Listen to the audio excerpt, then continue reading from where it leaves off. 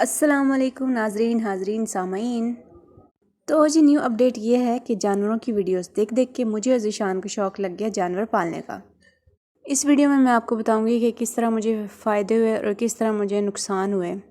मैंने मुर्गियां सेल करने वाला एक यूट्यूब चैनल देखा और मैंने उनसे 40 मुर्गियां ऑर्डर की और उन्होंने क्या किया, 40 के बजाय मुझे सिर्फ 15 भेज दी। उनमें से 5-6 मरी हुई थी। उस चैनल का लिंक मैं आपको नीचे डिस्क्रिप्शन में दूंगी।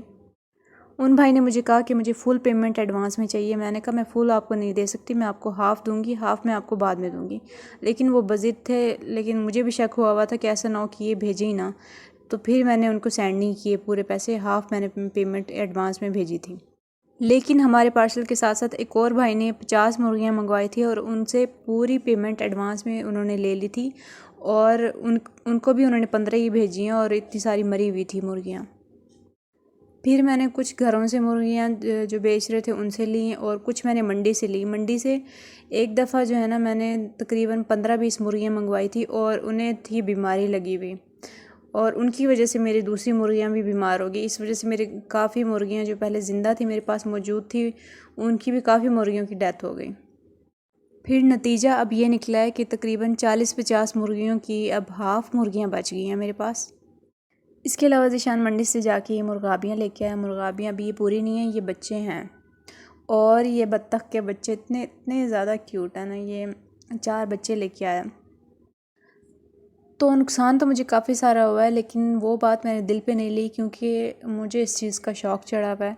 और मैंने ये भी सोच लिया था कि ये चीज़ जो है ना मेरे लिए लेसन होगा कि किस तरह मुर्गियाँ पालनी हैं, किस तरह उनको रखना है। इस काम में फ़ायदा और नुकसान दोनों ही हैं, तो मुझे ये पहले से बात पता थी। कुछ मुर्गियाँ जो हमारा डॉगी है वो खा गया था। रात को हमने इसको बेल्ट डाल के जो है इनके पास बांधा था, लेकिन वो बेल्ट छुड़ा के इनके पीछे लग गया और 3-4 मुर्गियों की जो है ना गर्दन मरोड़ दी। लेकिन माशाल्लाह से ये जो 4 बतखें आई थी ये इतनी एक्टिव हैं और इतनी क्यूट लगती हैं, बहुत ही ज़्यादा। मैं तो अब सोच रही हूँ कि आइंदा मुझे कुछ लाना होगा तो ये बतखें ही मैं आगे बढ़ाऊँगी। मुर्गियाँ तो यार मर जाती हैं, ये भी मरती हैं, लेकिन कंपैरेटिवली मुझे इनका डेथ रेशियो जो है ना वो कम लग रहा है, मुर्गियों का ज़्यादा लग रहा है। ये भेड़ है और ये भेड़ इतनी क्यूट है ना, जब भी हम इधर फार्म में जाते हैं तो ये हमारे पीछे पीछे आती है। जैसे इंसान की चाहत नहीं होती, मुझे लगता है इसको वैसे है इंसानों से। कोई भी वहाँ पे जाता है फार्म में, ये पीछे पीछे उनके चलती है। ये बकरी का बच्चा है, अभी ये सही बड़ा नहीं हुआ।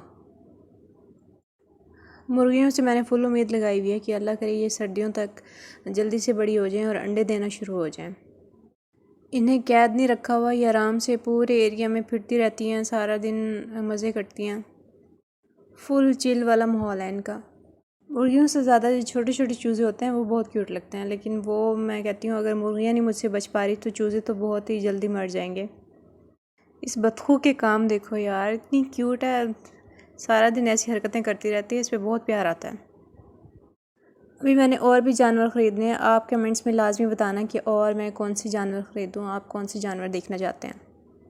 इन जानवरों की वजह से हम सबका दिल लगा रहता है। ये देखें, मैं उधर चाय और बिस्किट लेके गई थी और बकरी आ गई थी कि मुझे भी खाना है। कैंडी बिस्किट की शौकीन मालूम होती है। सारा दिन ये मुर्गियाँ कभी किधर फिरती रहती हैं, कोई एक कोने में होती है, कोई दूसरे कोने में होती है। मैं गिनना भी चाहूँ तो इन्हें गिन ही नहीं पाती, इनका कोई पता नहीं चलता है। इनके अंडों की बात करें तो मुर्गाबी का अंडा जो है ना वो सबसे छोटा होता है, फिर मुर्गी का उससे बड़ा होता है, फिर बत्तख का उससे ज़्यादा बड़ा होता है।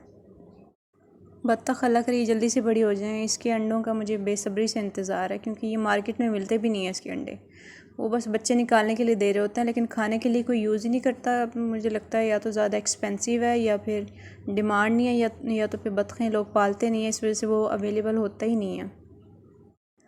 शुरू शुरू में मैंने इन्हें वो आर्टिफिशियल जो फ़ीड होती है वो मैंने मुर्गियों को खिलाई थी, लेकिन अब हम इनको रोटी वगैरह, दाने वगैरह इस तरह की चीज़ें जो है ना डाल देते हैं। और ये ऐसी रेत में भी मुंह मार रही होती हैं, शायद वो कीड़े वगैरह पकड़ रही होती हैं। और जो बत्तख है ये तो मुर्गियों का खाना भी खा जाती हैं और अलग से इन्हें कोई छिलके वगैरह इस तरह की कोई चीज़ें डालें वो भी खा जाती हैं। ये खाने में माशाल्लाह बहुत तेज़ हैं बत्तखें। ये हर तरीके से एक्टिव हैं और सारी 4 की 4 इकट्ठी फिरती रहती हैं लाइन से।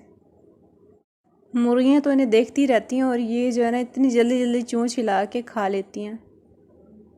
ये जो हमारा मुर्गा है उल्टे परों वाला, ये भी यूनिक सा मुर्गा है हमारा।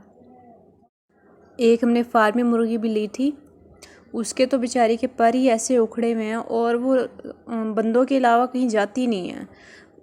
मतलब जहाँ पे बंदे नहीं होते ना वहाँ उसका दिल ही नहीं लगता, जहाँ हम बैठते हैं ना वहीं हमारे पाँव में आके बैठ जाती है। फिर जो मेरी सासू माँ है ना वो उन्हीं के कमरे में रहती है। ना आंटी का उनके बगैर दिल लगता है और ना उनका आंटी के बगैर दिल लगता है। हम बाहर सहन में जाते हैं तो सहन में आके बैठ जाती है हमारे पाँव में, अंदर रूम में जाते हैं तो रूम में आके बैठ जाती है।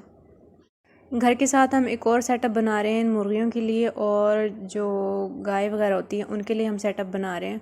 इंशाल्लाह वो भी बन जाता है तो मैंने आपको वो भी दिखाना है।